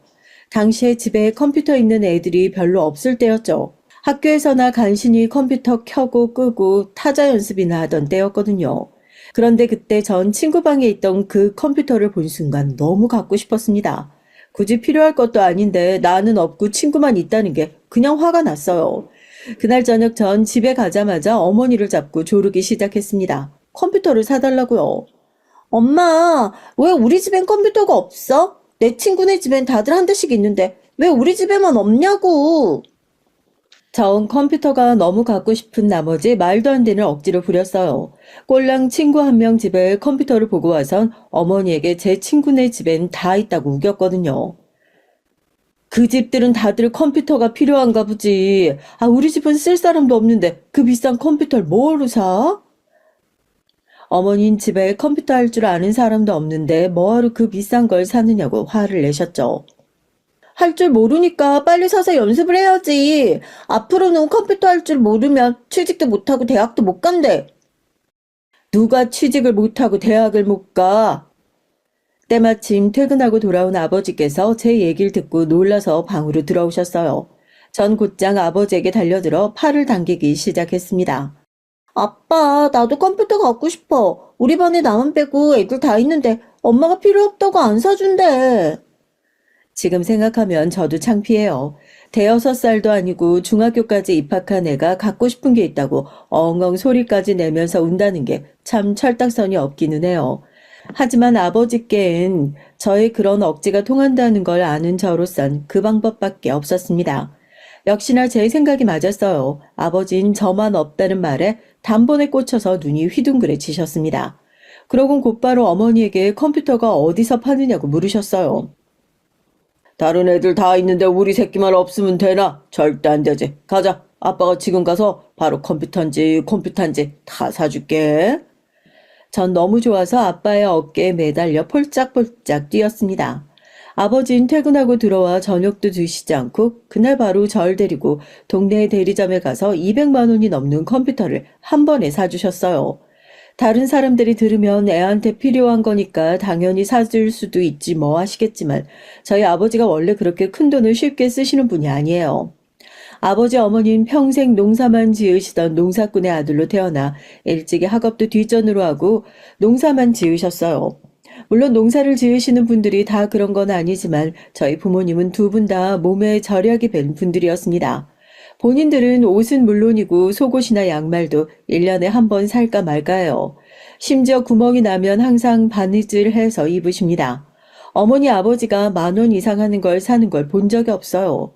외식이나 배달도 제가 먹고 싶다고 할 때만 사주시지 본인들이 드시고 싶은 걸 사서 드시는 것도 본 적이 없습니다. 그런 아버지가 제가 하고 싶고 갖고 싶다는 건 한 번도 뭐라고 하신 적 없이 언제나 흔쾌히 사주셨어요. 그날도 마찬가지였고요. 컴퓨터를 사서 너무 기분이 좋은 절 데리고 아버진 근처의 레스토랑까지 데리고 가서 돈가스도 사주셨습니다. 그때 기분이 얼마나 좋았는지 아직도 기억이 생생해요. 그뿐만이 아니라 제가 하고 싶다는 게 생기면 언제나 싫은 소리 한 번 안 하고 다 해주셨어요. 제가 어릴 땐 변덕이 좀 있었어요. 형제도 없이 외동이다 보니 워낙 부족한 거 없이 컸습니다. 저야 뭐든 다 제 거였으니까요. 그래서 그런지 주변 친구들이 한다고 하면 저도 뭐든지 다 하고 싶었어요. 친구가 피아노 학원 다닌다고 하면 저도 가고 싶다고 했고, 피아노를 하다가 태권도를 다니는 친구가 생기면 곧바로 태권도로 옮겨달라고 했습니다. 그럴 때마다 부모님은 안 된다 된다 한번 뭐라고 안 하시고 제가 하겠다는 대로 다 해주셨습니다. 그 덕분에 전 태권도, 피아노는 물론이고 미술, 바이올린, 바둑, 속셈 학원 등등 안 다녀본 학원이 없을 정도예요. 그런 부모님께서 제가 하는 일이 안 된다고 처음으로 반대하신 일이 회사를 그만둘 때였어요. 제가 대학을 졸업하고 운 좋게 대기업에 입사했어요. 제가 운 좋게 들어갔다라고 하면 다들 겸손할 필요 없다고 했지만 전 정말 운이 좋았다고 생각해요. 사실 제 학벌이나 조건 가지고는 대기업에 들어갈 수 없는데 제가 대학 때 우연히 교수님 추천으로 함께 썼던 논문과 추천서가 좋게 작용해서 대기업 관련 부서에 채용이 됐어요. 그때도 사실 친구들이 다 교수님과 작업하길 바랐었는데 욕심 많은 제가 그 자리를 놓치고 싶지 않아서 매일 교수님을 찾아가 적극적으로 제 의지를 어필한 덕분에 함께할 수 있었어요. 그래서 전 항상 주변에 제가 운이 좋았다고 얘기합니다. 저에게 있어서 우리 부모님과 부모, 자식 간으로 만나게 된 게 저에겐 운이 좋은 일이었으니까요. 어려서부터 부모님께서 부족한 것 없이 키워주신 덕분에 전 어디를 가나 기 안 죽고 당당하게 해낼 수 있었습니다. 그리고 제가 대기업에 취직했던 그날 부모님께선 저보다 더 너무 기뻐하셨어요. 부모님 두 분 다 저를 너무 사랑해서 부족한 것 없이 다 해주셨지만 혹여나 한편으론 너무 오냐오냐 키웠기 때문에 제가 알아서 밥벌이라도 할까 항상 걱정하셨습니다. 그런데 제 힘으로 대기업까지 들어갔으니 더 기쁘셨던 거죠. 우리 딸이 이렇게 해낼 줄 알았다니까 대견하다 우리 딸. 갖고 싶은 거 있으면 아버지한테 말만 해. 아버지가 다 해줄 테니까. 취직한 것만으로도 너무 날아갈 듯이 기뻤는데 아버지는 제가 원하는 건 뭐든지 해주시겠다고 했어요. 전 그 순간 기회는 이때다 싶어서 아버지에게 평소 제가 갖고 싶었던 비싼 외제차를 사달라고 했습니다. 사실 아버지가 사주시지 않아도 상관없었지만 이왕 말하는 거 진짜 갖고 싶던 차로 질러버렸죠. 그런데 그때도 아버진 호탕하게 웃으시면서 좋다고 사주겠다고 하셨어요. 지금 생각하면 당시 아버지께서 10년도 넘게 타던 차를 타고 계셨었는데 제 차부터 덥석 사주신 걸 보면 정말 너무 죄송해요. 우리 하나밖에 없는 딸내미가 취직을 했는데 당연히 아빠가 차 한 대 뽑아줘야지. 가자. 아버지가 바로 사줄게. 아버진 고민도 잠깐 안 하시고 정말 제가 말한 외제차를 바로 뽑아주셨어요. 전 지금 생각해도 그땐 제가 참 철이 없었던 것 같아요. 아버지가 해주시면 조금의 망설임도 없이 마냥 좋기만 했습니다. 언제나 저에게 헌신적이기만 하셨던 부모님께서 제가 회사를 그만둔다고 했을 땐 처음으로 저에게 화를 내셨어요.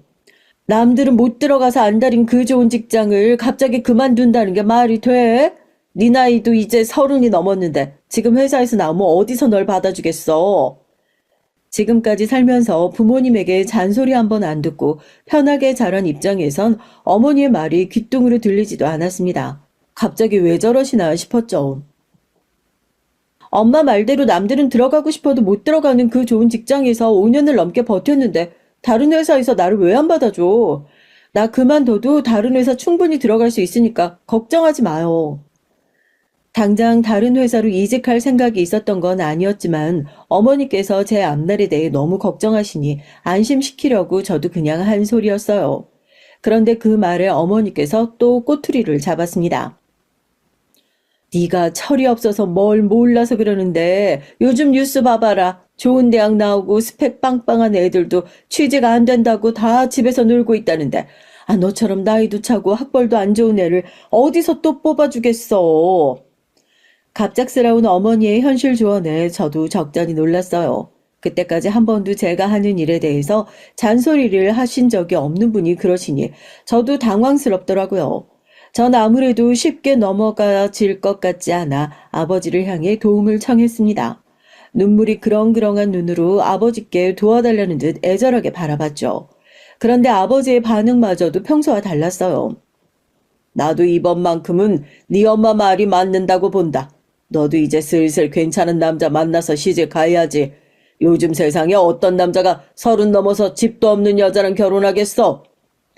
아버지의 말에 전 순간 당황해서 말문이 턱 하고 막혔어요. 저 모르게 어머니 아버지 두 분이 미리 짝이라도 하셨는지 아버지의 말투도 굉장히 단호하더라고요. 전 안 되겠다 싶어 애교 작전을 썼습니다. 내가 시집 가기는 왜 가요? 나 시집 안 가고 엄마 아빠랑 평생 같이 살 건데? 바로 얼마 전까지만 해도 제가 시집 안 가고 어머니 아버지랑 산다고 하면 두 분 다 그렇게 좋아하시더니만 어느새 반응이 싹 달라졌더군요. 심지어 아버지께서 저에게 버럭 소리까지 지르셨어요. 어이구 얘 봐라 무서운 소리 하고 있네. 네 아버지 나이도 이제 조금 있으면 팔순이야. 내가 언제까지 네 뒤치다거리만 하니? 너 회사 그만두거든 내가 사준 차 토해내고 그만둬. 태어나 처음 저에게 화를 내시는 아버지의 모습에 저도 민망하고 놀라긴 했지만 철딱선이 없는 딸내미가 어디 가나요? 전 부모님의 만류에도 제멋대로 회사를 그만뒀습니다. 사실 제 성격에 오래 참고 다닌 거예요. 원래 제 성격대로라면 매일 제 학벌 가지고 차별하고 무시하는 팀원들하고 반년도 못 참고 그만뒀을 겁니다. 5년이나 참고 다닌 것도 기적이에요. 놀라운 건 아버지께서 정말로 제 차를 뺏어갔어요. 회사를 그만뒀을 때까진 별말 안 하시더니만 제가 퇴직금을 가지고 무작정 배낭여행을 가겠다고 하자 끓어오르는 화를 참지 못하신 아버진 차를 가져다가 팔아버렸어요. 아이고 자식 새끼 키워봐야 다 소용없다더니만 어째 저렇게 자기밖에 모르고 철이 없는지. 취직해서 이제 좀 사랑굿이라고 사나보다 했더니만 다 큰 여자애가 배낭 하나 달랑 들고 여행을 간다네. 제가 여행 가는 날 짐을 싸서 나오는데 아버진 뒤에서 곡을 하듯이 소리를 지르셨어요. 저도 마음에 걸리는 게 많았지만 이미 제가 선택한 일이라 물을 수도 없었습니다. 제 인생에서 한 번쯤은 꼭 해보고 싶었던 일이니까요. 그렇게 멋대로 떠나버렸던 제 계획보다 몇 달 빨리 한국에 들어오자 부모님은 좋아하셨습니다. 부모님은 제가 막상 나가보니 힘들어서 일찍 들어왔구나라고 생각하신 것 같아요. 그런데 기쁨도 잠시 제가 갑자기 남자친구가 생겼다고 하질 않나 어울리지도 않는 환경단체에 취직을 하겠다고 그렇게 좋아했던 고기도 안 먹겠다고 하니 기가 막혀 하셨죠. 그리고 또 한 가지 제가 여행하고 남은 퇴직금을 가지고 본가를 나와 독립해서 서울에서 살겠다고 하자 부모님은 입에 거품까지 물고 노발대발 난리가 났어요. 너 도대체 배낭여행이니 뭐니 가서 무슨 일이 있었던 거야? 뭔 짓을 하고 돌아다녔길래 사람이 이렇게 180도 달라질 수가 있어? 너 인도에서 만났다던 그 남자친구가 너더러 서울로 나와서 살라고 그러지? 그놈이 널 이렇게 이상하게 만든 거냐고. 맞네, 맞아. 그놈한테 아주 나쁜 물 제대로 든 거네. 부모님은 여행에서 돌아와 달라진 제 모습을 보고 놀라셔서 이게 다 제 남자친구 때문이라고 생각하셨어요. 그런 거 아니에요. 저도 이제 나이도 먹을 만큼 먹었고 제가 뭘 좋아하는지 뭘 잘하는지 정도는 알아요. 앞으로 결혼하기 전에 꼭 한번 혼자 살아보고 싶어서 그런 거니까 엄마 아빠가 좀 이해해 주세요.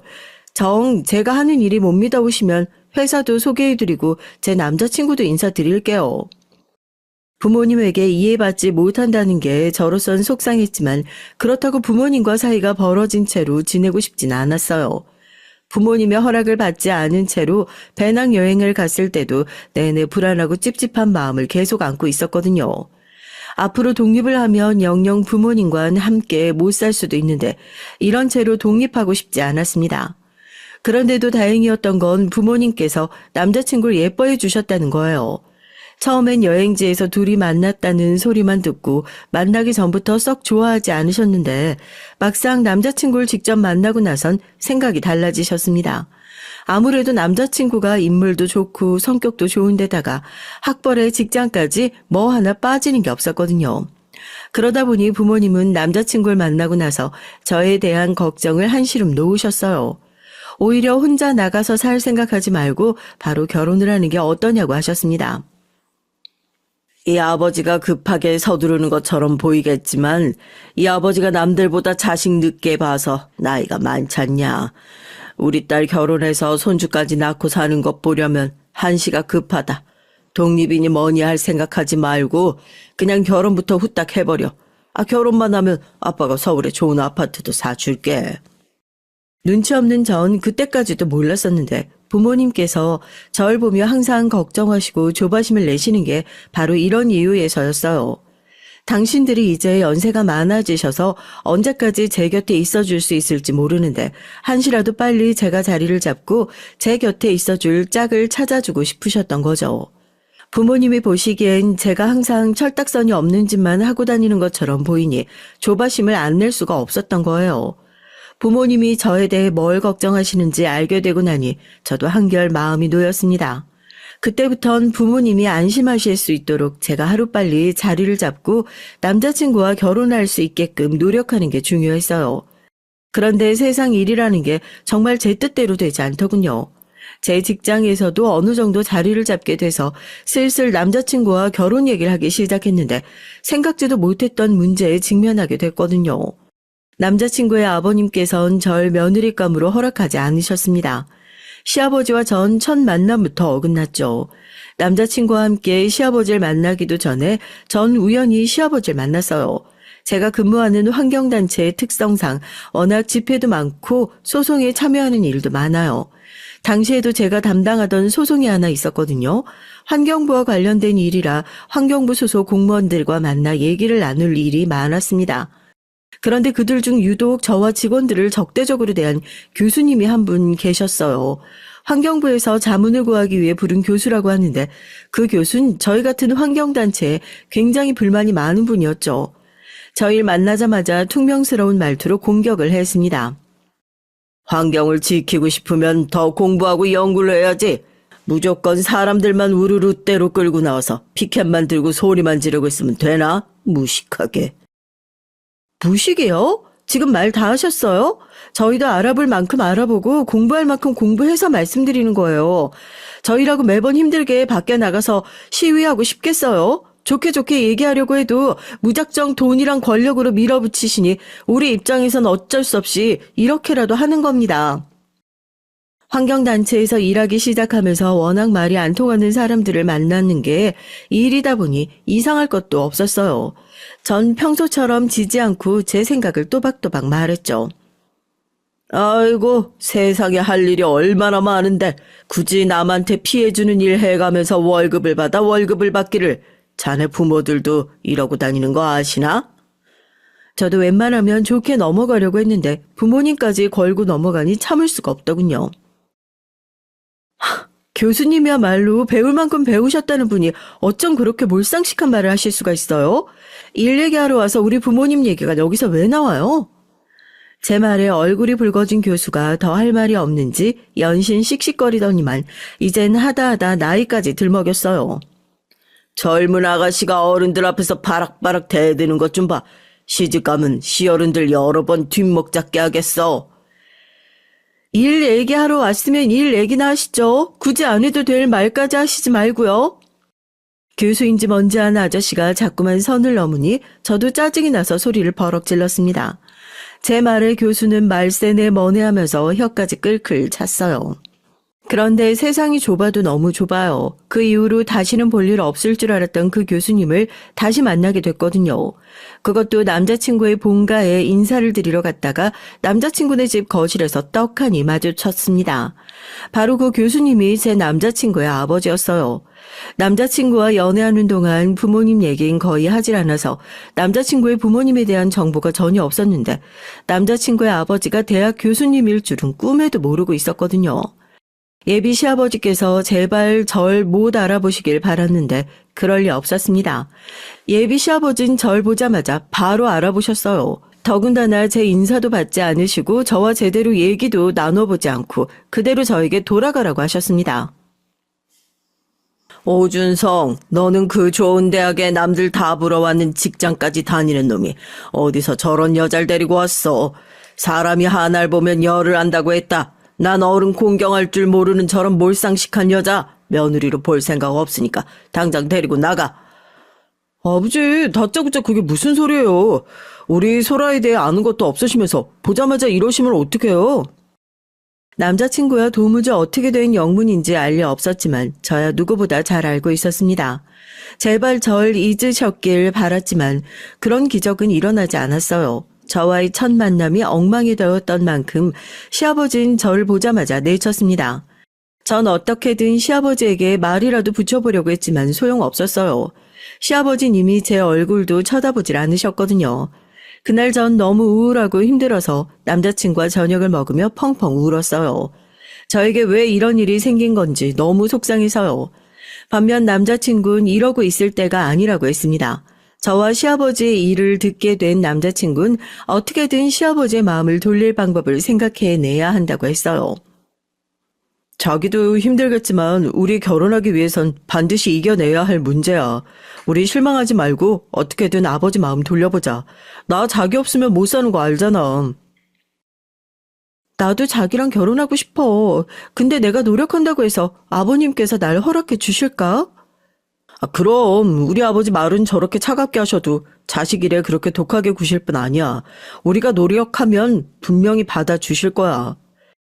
남자친구에겐 알겠다고 시아버지의 마음을 돌리기 위해 나도 노력해보겠다고 했지만 사실 전 자신이 없었어요. 남자친구네 집에서 예비 시아버지를 처음 만났을 때 절 바라보던 차갑고 매몰찬 눈빛이 제 가슴 깊숙이 박혀버렸거든요.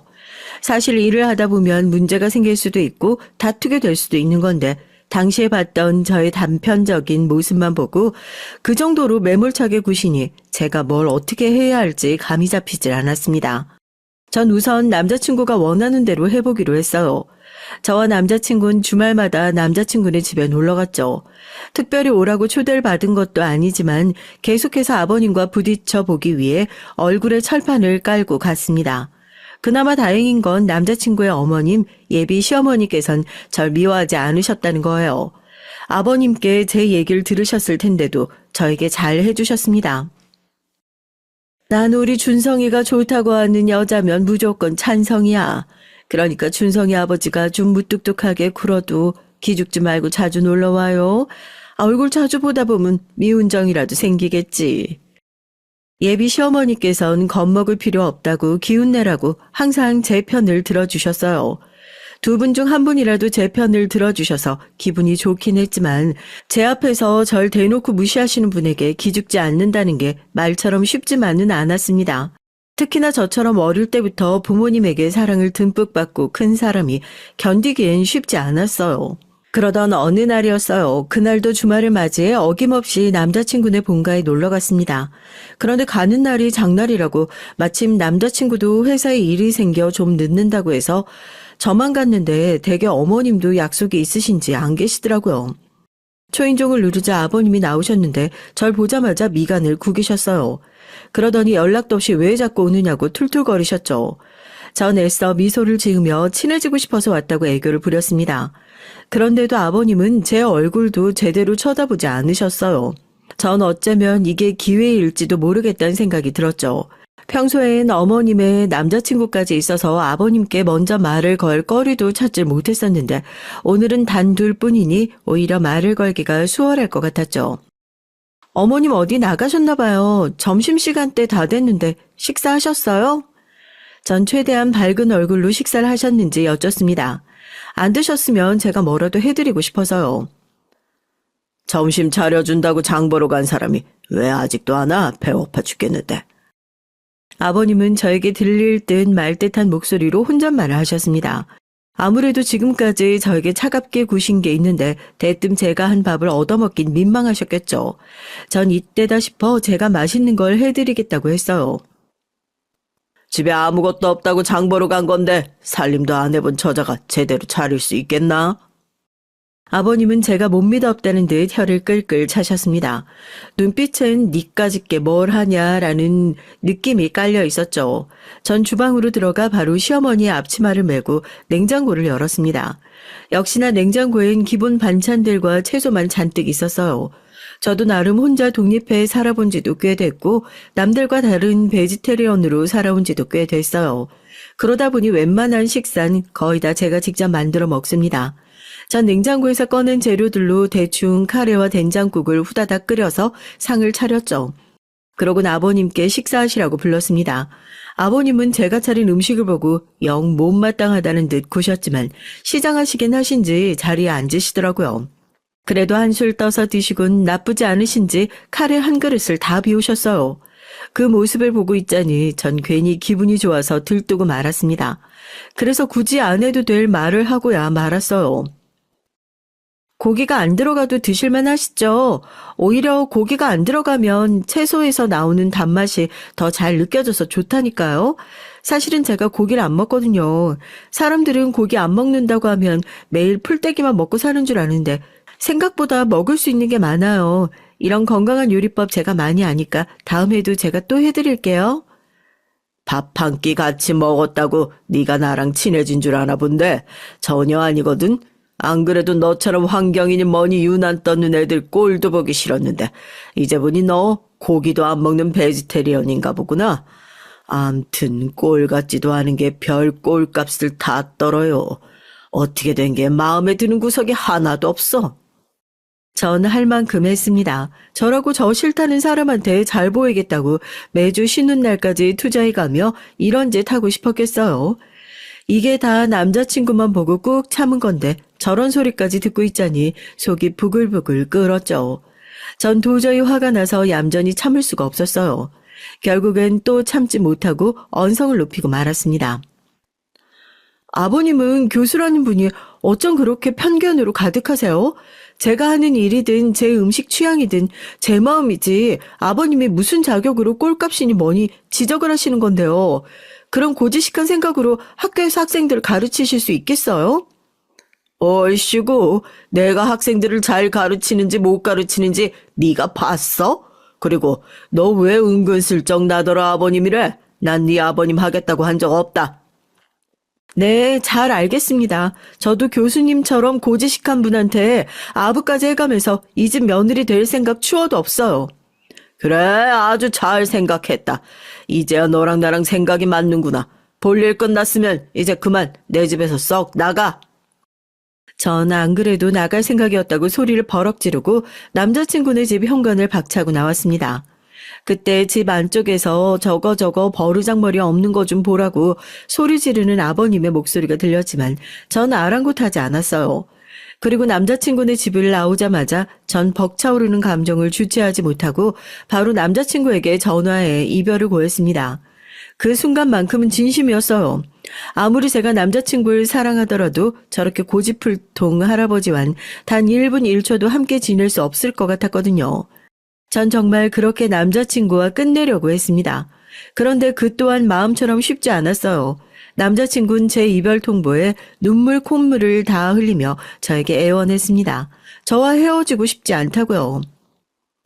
나도 자기랑 이런 식으로 헤어지고 싶지 않았어. 그런데 나도 우리 집에서 귀하다면 귀한 외동딸이야. 아무리 생각해도 내가 자기 아버지한테 이런 취급받는 걸 우리 부모님이 아시면 이 결혼 절대 하지 말라고 하실 것 같아. 나도 어렵게 결정한 거니까 이해해줘. 안 돼, 자기야. 우리 끝까지 함께 하기로 했잖아. 우리 아버지가 자기한테 너무한 거 알아. 지금부터 내가 다 알아서 해결할 테니까 자기 제발 기다리기만 해줘. 남자친구는 지금 순간부터 자기가 다 알아서 할 테니 제발 헤어지자고만 하지 말아달라고 했습니다. 본인이 집을 나오든 아버지와 인연을 끊든 어떻게든 저와 결혼하겠다고요. 사실 그때까지만 해도 전 남자친구의 말을 100% 믿지 않았어요. 제가 아는 남자친구는 워낙 순하고 화도 낼 줄 모르는 사람이에요. 절 만나기 전까지 부모님의 말씀을 거역해 본 적도 한 번도 없다고 했습니다. 그런 사람이 아무리 제가 좋아도 하루아침에 아버지께 반기를 들고 집을 나오겠다는 건 말도 안 된다고 생각했죠. 그런데 믿기지 않는 일이 벌어졌습니다. 제가 남자친구에게 헤어지자고 한 지 한 달 정도 지났을 때였어요. 남자친구가 결혼 허락을 받아왔습니다. 전 도저히 믿기지 않아 이게 어떻게 된 일이냐고 꼬치꼬치 물었죠. 그런데 일은 생각보다 간단했습니다. 정말 남자친구가 짐을 챙겨서 집을 나와버렸어요. 편지 한 장 덜렁 써놓고요. 편지엔 저와 헤어지면 이 세상 살아있는 이유가 없다고 적어놓고 집을 나와버렸답니다. 그러고는 회사에도 휴가까지 내고 2주 동안 잠수를 탔대요. 전 남자친구에게 얘기를 듣는 내내 놀라서 왜 그런 짓까지 했냐고 화를 냈죠. 아무리 나랑 헤어지기 싫어도 그렇지 다 큰 어른이 그런 짓까지 하면 어떡해. 아버님은 그렇다 치고 어머님이 얼마나 마음 졸이시겠어. 에이, 내가 바본가. 어머니한테 미리 다 말해뒀지. 어머님이 바람잡이까지 해주신 덕분에 아버지가 정신 차리신 거야. 어머님이 편지를 들고 울고불고 하며 실종신고를 한 해 만에 하신 덕분에 아버님까지도 불안해서 여기저기 남자친구, 친구들에게까지 전화를 돌렸대요. 거기다가 어머님이 저에게도 연락을 했는데 저도 전혀 모른다고 했다고 거짓말까지 하셨답니다. 그 일로 아버지가 눈물까지 보이셨대요. 자기 때문에 귀하디 귀한 아들이 혹시나 나쁜 선택을 하기라도 할까봐 불안해서요. 그리고 얼마 뒤 아버님이 돌아오기만 하면 결혼이든 뭐든 네 마음대로 하라는 문자를 남자친구에게 보내셨답니다. 그러곤 곧바로 남자친구가 집에 돌아간 거예요. 다 알아서 하겠다던 남자친구의 계획은 어쨌든 성공했습니다. 그렇게 결혼 허락을 받게 된 저와 남자친구는 행여나 예비 시아버지께서 딴소리 하실까봐 곧바로 결혼 준비에 돌입했어요. 그러던 중 드디어 상견례 날이 밝았습니다. 전 이게 꿈인가 생신가 싶어서 믿어지지 않았거든요. 간신히 결혼 허락을 받긴 했지만 여전히 시아버지께선 절 탐탁치 않게 여기세요. 그러다 보니 전 상견례 직전까지 시아버지의 마음을 얻어보기 위해 부단히도 노력했습니다. 지난 몇 주 동안 남자친구와 전 데이트나 결혼 준비보다 어떻게 하면 시아버지에게 사랑을 받을 수 있을까만 생각했어요. 남자친구에게 물어 시아버지가 좋아하신다는 음식을 구하기 위해 부산까지 내려오는 건 물론이었고요. 시아버지께서 젊어서부터 서예를 좋아하신다고 해서 유명한 서예가의 글자까지 구해서 선물하기도 했습니다. 워낙 말수가 적고 무뚝뚝한 분이시라서 제 앞에서 좋아하는 티를 내진 않으셨지만 남자친구 말이 그래도 제가 점수를 좀 딴 것 같다고 하네요. 그래서 전 상견례 날 조금의 실수도 하지 않기 위해 만만해 준비를 하고 상견례 장소에 갔습니다. 기껏 힘들게 딴 점수를 다시 깎일 수는 없으니까요. 저와 남자친구는 약속한 상견례 시간보다 30분이나 먼저 도착해서 식당의 음식이며 예약한 방까지 직접 다 확인했어요. 남자친구는 이렇게까지 하지 않아도 된다고 했지만 전 제 두 눈으로 다 확인할 때까지 불안감이 잦아들지 않았거든요. 시아버지가 워낙 꼼꼼하고 예민한 분이라는 걸 알고 있는 이상 조금의 꼬투리도 잡힐 일은 하고 싶지 않았습니다. 식당 예약 시간이 다 되어가자 저와 남자친구는 양가 부모님을 맞이하기 위해 식당 주차장까지 마중을 나갔어요. 저희 친정 부모님께서 지방에서 바로 올라오시느라 약속 시간보다 조금 늦으실 수도 있다고 하셨거든요. 친정 부모님은 상견례 시간이 5분도 채 남지 않았는데 식당 근처 골목에서 길을 몰라 헤매고 있었습니다. 도대체 어디 계신 거야? 자기 부모님은 거의 다 오셨을 텐데 이러다 늦으시는 거 아니야? 제가 이렇게 긴장하는 성격이 아닌데 시아버지에게 잘 보이고 싶은 마음에 손에 땀이 흥건할 정도로 긴장을 했어요. 일 때문에 늦게 출발하셔서 어쩔 수 없이 늦으시는 건데 뭘. 그래봤자 몇 분인데 우리 부모님도 당연히 이해하실 거야. 남자친구는 절 안심시키려고 괜찮다고 했지만 제 마음은 그렇지가 않았습니다. 조금이라도 시아버지에게 말을 들을 만한 일을 하고 싶지 않았거든요. 아니나 달라요. 시아버지는 주차장에 도착해 차에서 내리자마자 저희 부모님은 아직 안 오셨냐부터 물으셨어요. 근처에 거의 다 오셨는데 길 찾기가 어려우신지 조금 헤매시나 봐요. 금방 오실 거니까 먼저 들어가 계세요. 아유, 우리가 우리만 좋자고 이 동네로 식당을 잡았나 보다. 사돈댁은 서울도 잘 안 올라오실 텐데 그냥 사돈댁에 가까운 동네로 잡을 걸. 조수석에서 내리신 시어머니께선 혹여나 제가 눈치라도 볼까봐 먼저 나서서 걱정해 주셨어요. 하지만 역시나 시아버지의 반응은 달랐습니다. 우리가 서울 중심부에 사는데 굳이 경기도 외곽까지 나간다는 게 말이 돼? 길을 모르면 일찍 서둘러서 나오셔야지. 배고픈데 한참 기다리게 생겼네. 시아버지께선 배고파 죽겠는데 저희 부모님께서 늦으셔서 밥도 제대로 못 먹게 생겼다고 투덜거리면서 미간을 찡그렸어요. 시아버지의 행동에 시어머니는 애써 한마디 하려다가 제게 눈을 찡긋해 보이시더니 시아버지를 끌고 식당 안으로 들어가려고 하셨습니다. 그런데 그때였어요. 때마침 주차장 안으로 익숙한 차 한 대가 들어섰습니다. 전 반가운 마음에 저도 모르게 운전석에 계신 아빠를 향해 아빠를 외치며 손을 흔들었죠. 그런데 그 순간 시아버지의 반응이 기가 막혔어요. 역시나 예상 외의 반응이었습니다. 친정 아버지께서 타고 온 차량을 보니 이게 실화가 맞냐고 언성을 높이시며 한숨을 크게 내쉬셨거든요. 설마 새아기 너 저 1톤 트럭 보고 너희 아버지 차라고 손 흔드는 거니? 전 도대체 뭐가 문제인 건지 몰라 순진한 얼굴을 하고 시아버지를 향해 고개를 끄덕였어요. 네, 아버지 트럭 맞는데 왜 그러세요? 전 정말 무슨 연유로 물으시는 건지 새까맣게 몰랐어요. 그래서 해맑게 저희 부모님 맞는다고 했습니다. 그런데 그때였어요. 시아버지께서는 생각지도 못한 막말을 저에게 퍼부었어요. 에이, 내가 이럴 줄 알았어. 내가 사람 딱 보면 안다니까. 이래서 내가 저런 볼품없는 애랑 절대 안 된다고 한 건데 상견례 날 트럭이 뭐야 트럭이. 아이고 딱 봐도 거지 새끼들이네. 야 오준성, 내가 정말 웬만하면 그냥 결혼시키려고 했는데 저 트럭 보는 순간 정신이 번쩍 든다. 저런 거지 같은 집구석이랑 결혼은 절대 안 돼. 당장 파혼해. 시아버진 정신이 나가도 된통 나간 사람 같았어요. 저희 부모님이 트럭을 타고 주차장에 들어오는 모습만 보곤 우리 집을 가지고 거지 새끼랍니다. 전 너무 화가 나서 말문이 턱하고 막히고 말았죠. 당신 미쳤어요? 아이 사돈들 분들한테 어디서 그런 소리를 해요? 시아버지의 말에 놀란 시어머니는 서둘러 시아버지의 등을 한 대 때리시곤 제 앞으로 급하게 걸어왔어요. 그러더니 저에게 사과를 하셨습니다. 시아버지께서 워낙 뭘 모르고 하는 말이니까 기분 나쁘게 생각하지 말라고요. 그런데 그 순간 더 큰 문제가 생겼습니다. 트럭에서 내린 친정 부모님께서 시부모님께서 하시는 말씀을 다 듣고야 말았거든요. 이게 다 무슨 소리야? 아, 지금 감히 누구더러 거지라는 거야? 그 순간 전 얼굴이 붉어지다 못해 귀까지 금방이라도 터질 것처럼 빨개졌어요. 그 정도로 당황했습니다. 저희 부모님도 성격이 장난 아니세요. 저야 워낙 늦게 얻은 하나뿐인 딸내미다 보니 제가 무슨 짓을 하든 무슨 말을 하든 항상 져주시고 껌뻑하시지만 평소 일할 땐 전혀 그렇지 않으세요. 사람들 사이에선 지독하다는 말까지 들을 정도로 악착 같은 분들입니다.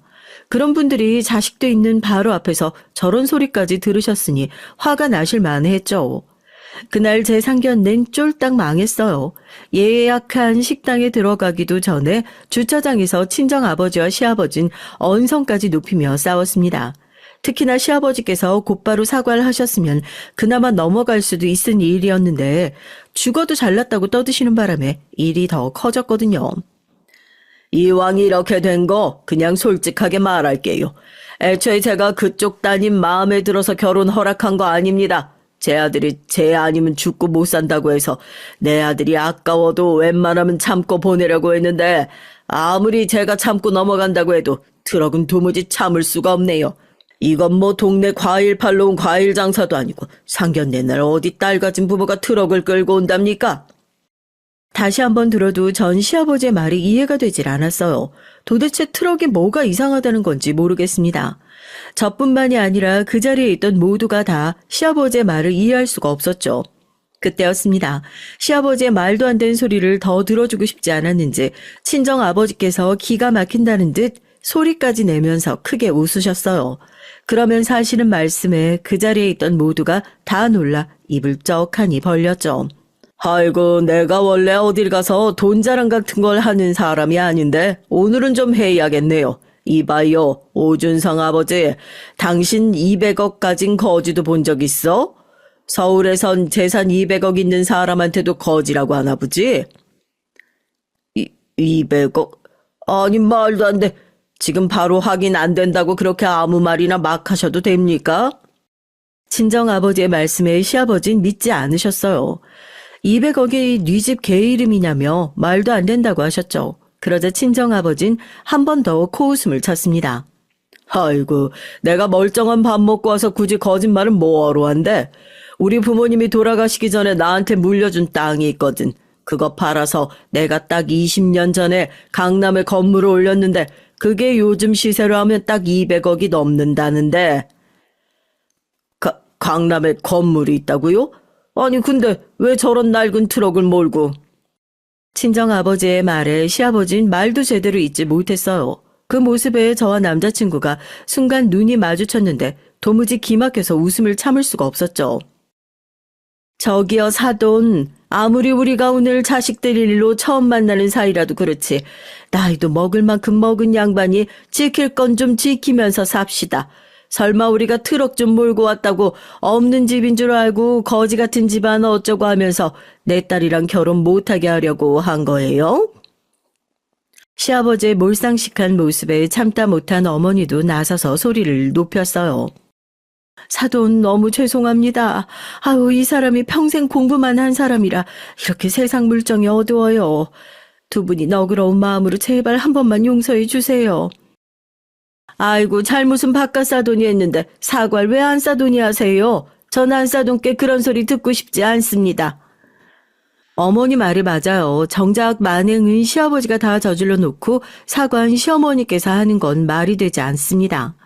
시어머니와 남자친구가 시아버지에게 빨리 제대로 사과드리라고 연신 얘기를 하자 시아버진 붉어진 얼굴로 어쩔 줄 몰라 했어요. 그 지경까지 됐는데도 시아버진 말도 한마디 못하고 우물쭈물하고 있었거든요. 그 순간 성질 급한 저희 친정아버지가 가만히 계실 리가 없었죠. 친정아버진 바로 저와 어머니를 불렀습니다. 아이고, 텄다 텄어. 나도 저런 몰상식한 양반하고는 사돈 맺을 생각 없으니까 우리도 결혼 파트 내자. 파트 내. 아이고, 배고파. 서울에 오랜만에 왔는데 우리 건물에 있는 스테이크나 썰러 가자. 아버진 더 할 말이 없다면서 상견례고 뭐고 빨리 가자고 했어요. 저는 어떻게 해야 할지 몰라 당황한 얼굴로 남자친구만 바라봤죠. 당황하긴 남자친구도 마찬가지다 보니 남자친구가 저희 아버지 손을 덥석 잡으며 제발 한 번만 더 생각해달라고 사정을 했습니다. 그때였어요. 시아버지께서 아무래도 안 되겠다 싶으셨는지 저희 친정 부모님에게로 한 발 다가갔습니다. 미안합니다. 제가 경솔을 했어요. 트럭이든 뭐든 잘 알지도 못하면서 함부로 얘기하는 게 아닌데. 뭐라고요? 조금 전에 거지 어쩌고 하면서 소리를 버럭버럭 지르던 사람은 어디 가고 혼자 쥐새끼처럼 중얼중얼거린답니까? 그 와중에 아버지는 하나도 들리지 않는다며 귀를 파는 신용까지 하셨어요. 그러자 시아버지는 큰 결심을 한 듯 허리까지 숙이며 친정 부모님 앞에 다시 한번 사과했습니다. 참 미안합니다. 제가 경솔했어요. 다시는 새아가나 사돈에게 함부로 얘기하는 일 절대 없을 겁니다. 시아버지의 모습에 친정아버진 씩 미소를 지어 보였죠. 전 평소 친정아버지 성격이라면 이 정도에서 넘어가 주실 줄 알았는데 전혀 아니었습니다. 사과를 하시니 제가 사과를 받기는 하겠습니다만 결혼은 다른 문제네요. 사람은 하나를 보면 열을 안다는데 우리 귀하디 귀한 외동딸을 그쪽처럼 막무가내인 시아버지가 있는 시댁에 보낼 수 없죠. 나는 더 할 말 없으니 그만 가보겠습니다. 친정아버진 결혼은 다른 문제라면서 허락 못하겠다고 절 데리고 식당을 나와버렸어요. 그 일로 저와 남자친구는 상견례 날 생이별을 하게 됐습니다. 상견례도 못하고 돌아오는 길 전 아버지와 어머니에게 남자친구를 너무 좋아한다고 얘기를 했죠. 헤어지고 싶지 않다고요. 아버지도 어머니도 좋아하는 사람과 결혼해야 한다는 건 동의하셨지만 아무래도 시아버지 자리가 별로라면서 저에게 한 번 더 생각해보라고 하셨어요. 네가 절대 못 헤어진다고 하면 우리도 할 수 없이 허락이야 하겠지만 우선 시간을 좀 두고 지켜보자. 그 시아버지 자리가 후회하고 정말 변한다고 하면 그때 해도 늦지 않어. 아버진 이런 일까지 있었으니 시아버지도 후회하고 앞으로는 정말 저에게 좋은 시아버지가 되어주겠다고 사정사정을 하면 그때 결혼해도 늦지 않답니다. 하지만 이런 일을 겪고도 안 변하고 그대로면 그땐 정말 결혼을 다시 생각해야 한다고 하셨죠. 얼마 뒤 다행인지 불행인지 시아버지께서 따로 연락이 왔어요. 저와 따로 만나 제대로 사과하고 싶다고 하셨죠. 그날 잘 들어갔니? 부모님께서 화가 좀 풀리셨는지 모르겠다. 내가 지금까지 너한테 실수한 것까지 다 갚는다 생각하고 살면서 잘 해줄 테니까 제발 부모님께 다시 한번 뵙고 싶다고 전해주렴. 시아버진 전과는 180도 달라진 모습으로 제게 사과했어요. 그 모습을 보는데 사실 저도 좀 고민이 됐고요. 남자친구를 많이 좋아하다 보니 저도 당연히 결혼하고 싶어요. 하지만 그날 저희 부모님의 재산 얘기를 듣고 시아버지께서 저렇게 달라지는 모습을 보니 저도 기분이 썩 좋지는 않더라고요. 전 지금도 남자친구와 연락도 하고 만나고 있습니다. 하지만 결혼은 아직 저도 고민이 좀 돼요. 저희 부모님 말씀처럼 결혼이라는 건 양가가 가족이 되는 일인데 저런 시아버지를 제가 감당할 수 있을까 걱정이 됩니다. 여러분의 생각은 어떠세요? 정말 시아버지께서 바뀌실까요? 그리고 만약 바뀌신다고 해도 우리 집 재산을 보고 바뀌는 게 의미가 있는 걸까 싶기도 합니다. 전 아직도 고민 중이에요. 여러분의 생각이나 의견 댓글로 남겨주시면 제가 하나하나 다 읽어보고 참고하도록 하겠습니다. 지금까지 저의 얘기 끝까지 들어주셔서 감사해요. 여러분의 가정엔 언제나 즐거운 일만 가득하시길 바라겠습니다.